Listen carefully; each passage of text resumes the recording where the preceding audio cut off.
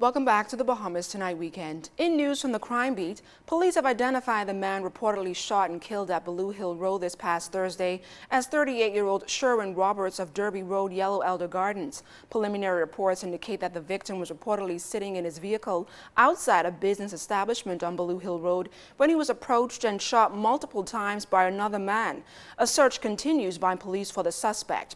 Police are once again appealing to members of the public who may have any information regarding this or any other incident to contact them at 919-322-3333 or 4, the Central Detective Unit at 502-9991, 502-9910, or Crime Stoppers at 328-TIPS.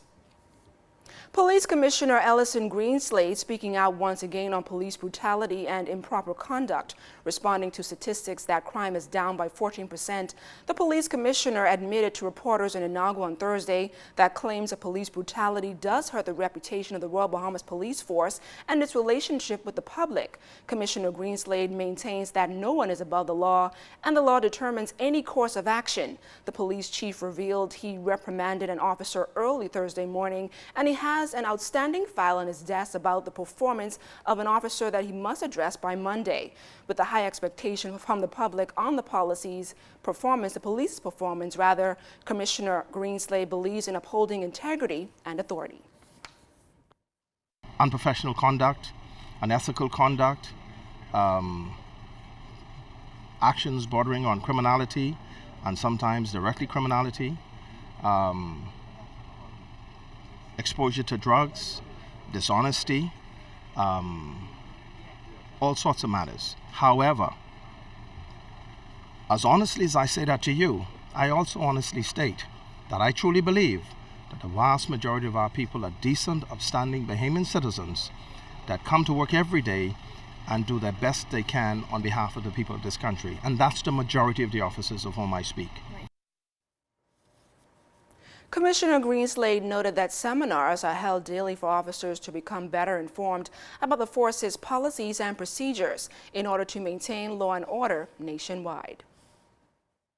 Our policies and procedures are clearly written. Officers know exactly what to do.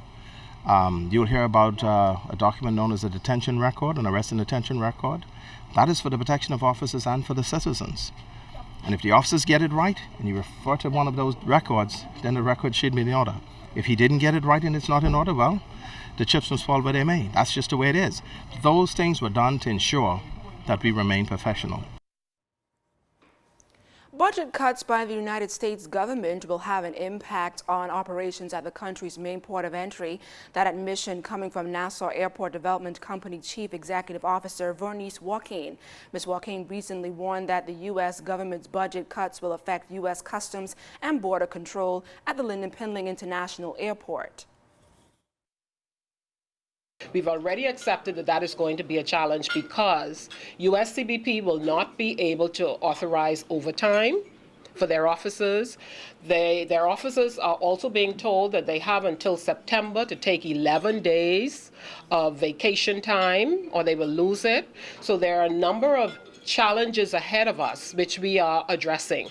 Now, how do you address them? You address them in a number of ways. One, you can tell people you have to get to the airport even earlier. You know, we're already telling people 3 hours. We don't really want to tell people 4 hours, but it might come to that.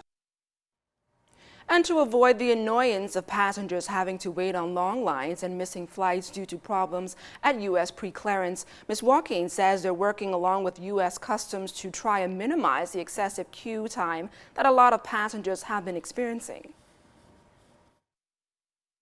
What we have done is we have committed to have our concierge staff in the USCBP pre-boarding area to manage the queue.